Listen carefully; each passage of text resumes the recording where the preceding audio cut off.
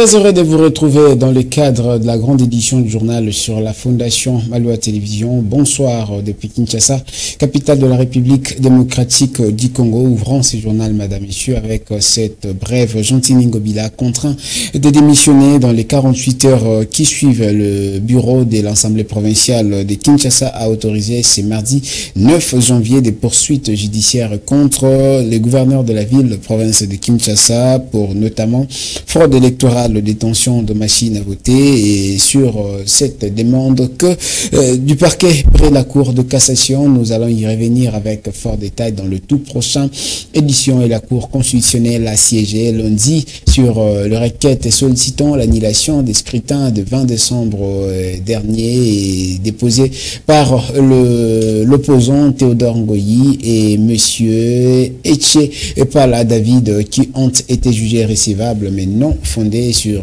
cet élément. Plus de détails dans cet élément plutôt proposé par Alain Goma. Après avoir reçu le requête de Théodore Ngoyi et de Etchepala David, la Cour constitutionnelle a examiné les dites requêtes sollicitant l'annulation des élections. Les requérants ont dénoncé de nombreuses irrégularités et fraudes ayant émaillé le scrutin, notamment la détention de matériel de vote par des candidats. Présents à l'audience, les avocats du candidat numéro 20, les représentants de la CENI et le ministère public ont demandé l'irrécevabilité de la requête pour défaut de qualité dans le chef de requérant, à savoir M. Etche David, qui n'est pas candidat aux élections présidentielles. Alors que récemment, la CENI venait de publier une liste de 82 candidats invalidés pour fraude, détention illégale de machines à voter et plusieurs autres irrégularités, une situation qui vient de s'ajouter du côté de l'opposition dans leur argumentaire pour exiger l'annulation du scrutin. Il s'y est de signaler que la Cour constitutionnelle devra donc se prononcer avant le 12 janvier, car cette date correspond à la publication définitive du résultat de la présidentielle. Une surprise désagréable, inattendue pour certains, mais après l'évacuation des 82 candidats en lice qui ont compéti aux élections législatives pour fraude et détention de machines à voter, plusieurs Congolais ont salué cette mesure de la centrale électorale. Ils l'ont fait savoir au micro de Delphin Moukeba et Junior Santos. Plus de 82 candidats à la députation nationale et provinciale ont été invalidés par la CENI le 5 janvier dernier pour cause de la fraude électorale et détention illégale de machines à voter. Une décision qui a réjoui un certain nombre de Congolais car ces scrutins étaient entachés de plusieurs irrégularités et tout le monde voudrait voir la décision suivre. CENI yende a organisé une élection. Yende a zul susumikano ya kokata batuana. Ndenge a invalidé bango seke ya moni ya ça ne va pas. Batongo pe batangi na liste wana oyo CENI a invalidé wana bazaki pe popularité. Baza pe bato ba auto travailler 5 ans passés to moni pe ba porter implicité. Na besoin ya population te ba aider population te. Donc bakendaki kuna kaka mbongo esalaki bango kaka ba vertige balandaki kaka na bango kaka mbongo. Kobenga bato na ba stade kotondi sa stade plein ko ka ba 5 000. Comment CENI a organisé l'élection? A sali ba centre, a vu ba machine à voter, a tient na ba centre. Bino bokomi ko se retrouver na ba machine à voter na banda kuna bino. Congo esalema po na miyibite. Congo esalema po na bato bakoki kotambisa mboka na ndenge sengeli. So ba kati mutu, c'est kaza moyibi. Important sa mutu wana esu ya Congo te. Plus de 80% des noms qui figurent sur la liste sont des noms très connus en politique de la République démocratique du Congo. Selon une certaine opinion, il était temps de laisser la place à la nouvelle génération. La CENI a aidé la population, donc nous voulons que cette République puisse quitter, que nous puissions avoir une génération, une nouvelle génération dans la République démocratique du Congo. À ce jour, malgré le dépôt de recours de certains candidats, c'est à la Cour constitutionnelle de se prononcer sur ces sujets. Les yeux rouges qui font notamment couler plutôt larmes, c'est l'épidémie de la conjonctivite qui frappe la capitale congolaise depuis maintenant quelques semaines. Les Congolais n'ont pas caché leurs sentiments et leur situation qui frappe cette mesure. Par rapport à ça, ils ont dit qu'en pensent les Congolais, mais notamment les ophtalmologues. Ils ont fait savoir dans le reportage signé Deborah Petit et Enoch Mafouka. Impossible de passer des avenirs à Kinshasa sans croiser des personnes souffrant de la conjonctivite, une maladie contagieuse causée par plusieurs allergies. Bien qu'ils disent être suffisamment protégés, l'épidémie a toujours trouvé une stratégie pour les atteindre. Bien sûr que Nazaki a atteint Apollo. Je me demande peut-être comment éviter. Pour moi, Nazaki parmi les gens éviter, mais je n'ai pas même compris comment est-ce que atteindre un.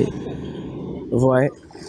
Donc, dans mon acquis déjà autour de moi, mon petit neveu, deux de mes camarades aussi. Na lukina éviter, na se mettre en mesure na bon, mais je n'ai pas compris.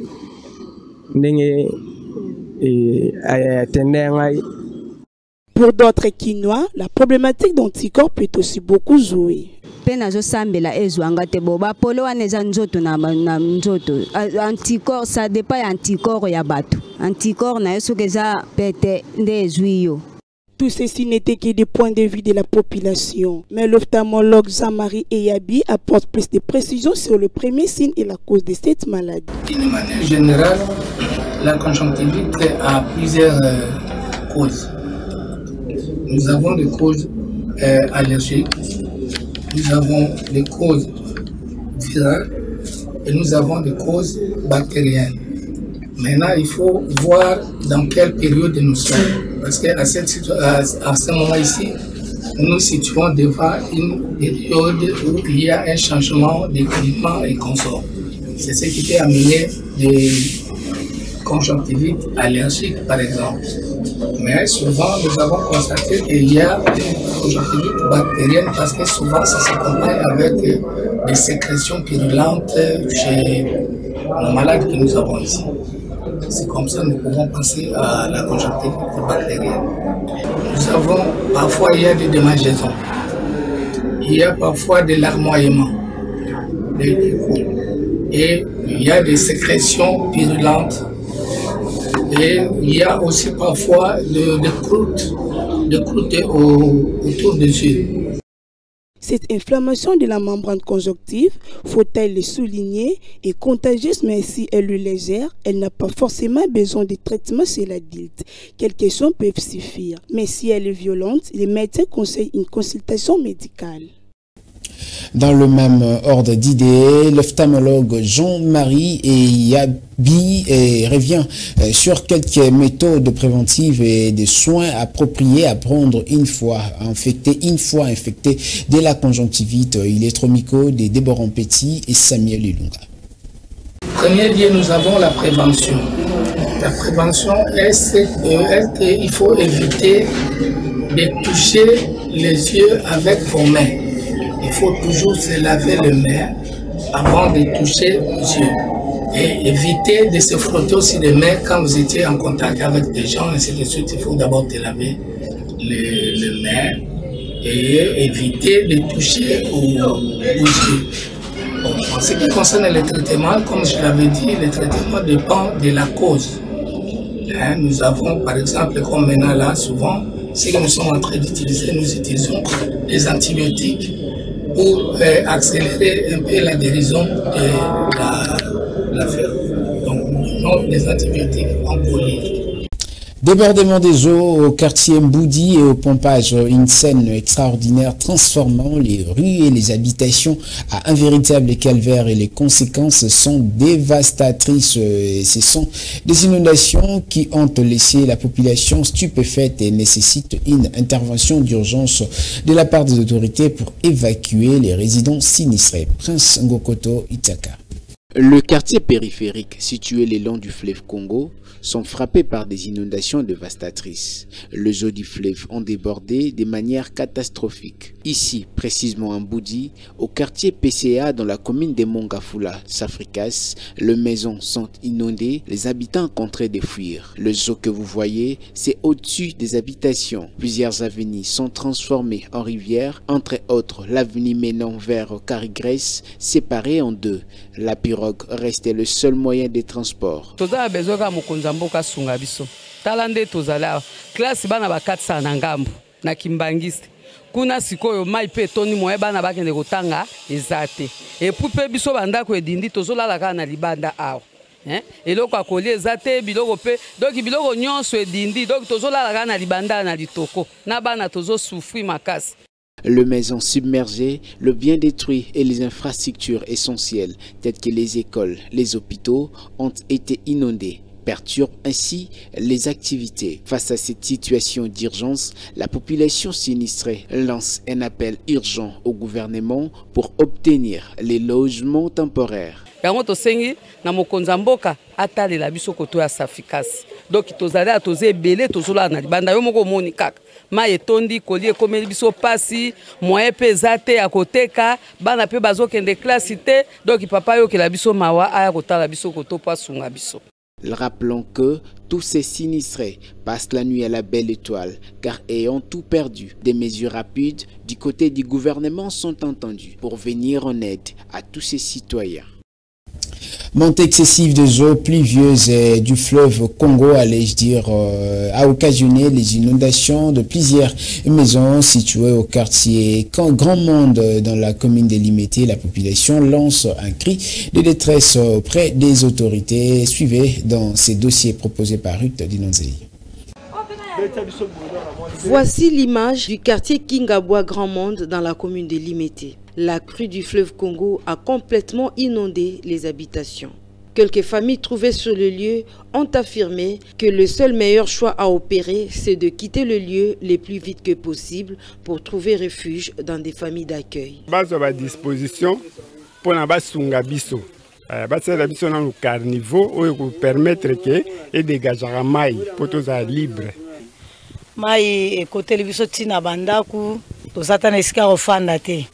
Tolobaka boye likolo nani nzambe na samukili nani leta mais toyebite leta ngo soki azapi toyebite tokomi olala na babwatu boye na bamai boye na bana tozanga moye kutwa koloba leta yemo kwazela biso solution soka lubito kufoto kufite ayeka ka kundaka bibemba na ngwele yawo po toza sisa sika kenete toza pe na ba famille to lelo tokena ba famille ko za banda kwa mike abinda kunangeza kangana bana ngana mobile nanga ebo tangana kokende kuna na mimi yanga bana charge nyos na keti la famille ba yamba te muto yambanga par nase l'état c'est la solution.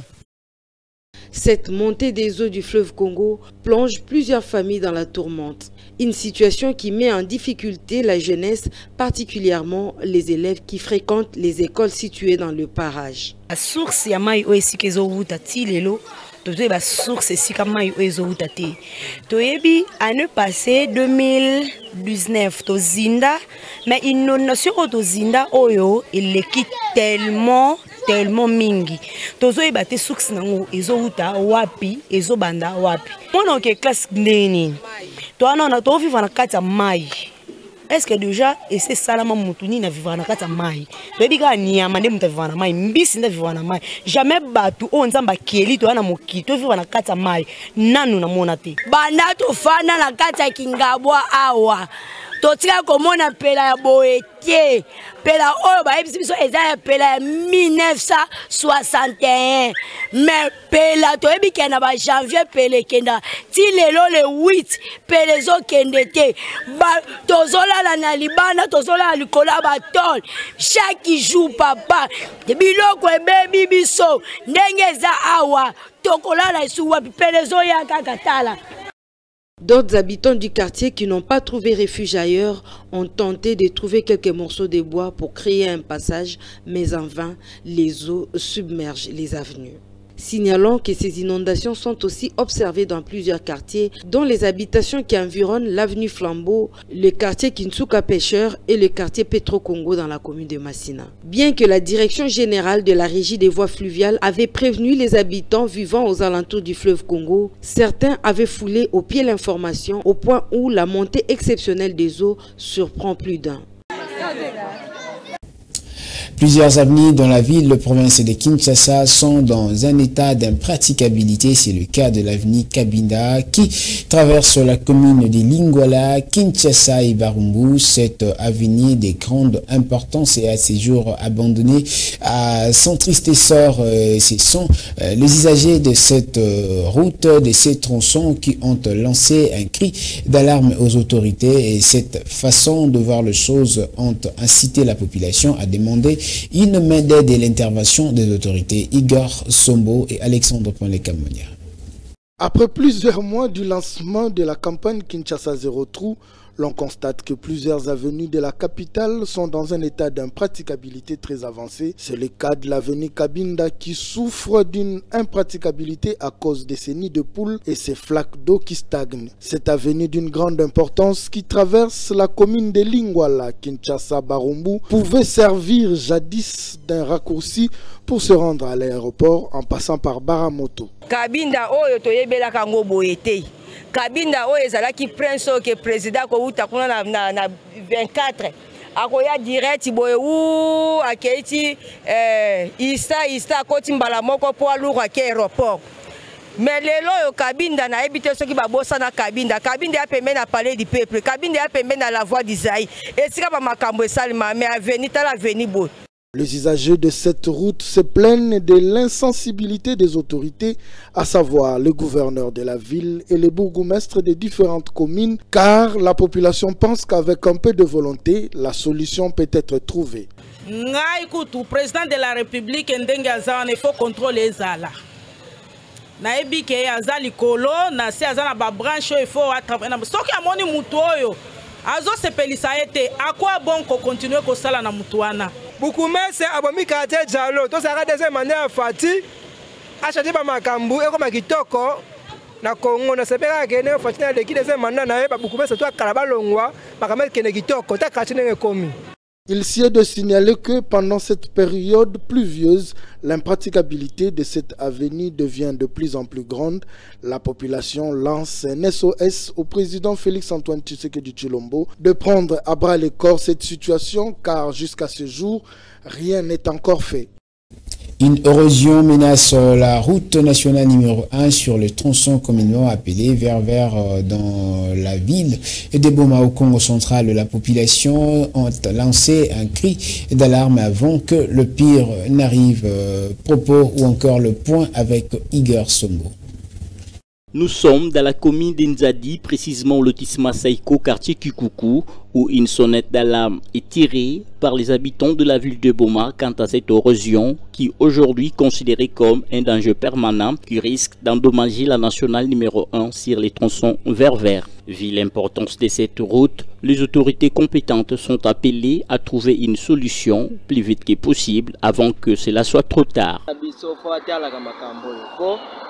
Oyo eza risque eza danger moko ya grave ponzela awa soki katani biso tosuki yango poko zalaka deja prudent ledia po azalaka prudent ya kozwa deja ba mesure mpona makambo oyo po ledia asalaka mpe ba démarche a vérifier ba place oyo eza na ba danger po azwaka deja ba mesure.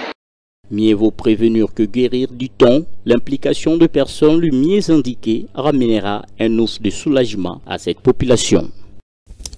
Une page de sport avant de boucler complètement ces journaux, madame, messieurs, depuis Abu Dhabi aux Émirats Arabes Unis, où ils se logent depuis 2 jours, les léopards de la RDC, et continuent plutôt avec leur préparation dans le but de mieux affûter les armes avant de poser les valises à San Pedro, la ville à laquelle ils seront logés pour le match des groupes, mais avant de rallier le pays de Félix Houphouët-Boigny, les poulains de Sébastien de Savre vont devoir livrer leur dernier match amical face aux étalons du Burundi. Et pour plus de détails, suivez cette proposition de Joseph Majondo. À 4 jours du coup d'envoi de la CAN, les Léopards peaufinent en bonne et due forme leur préparation du côté d'Abu Dhabi. Avec un effectif au grand complet, les Fauves congolais sont à leur 8e jour à la capitale émirati depuis le 10 janvier et ils ont totalisé en ce jour 7 sessions d'entraînement, dont une à Dubaï, après leur match contre l'Angola. Sébastien Desabre et ses hommes préparent leur deuxième match amical contre les étalons du Burkina Faso, prévu le mercredi 10 janvier à Bania Stadium d'Abu Dhabi, avant de mettre le cap sur San Pedro, fief de toutes les équipes du groupe F.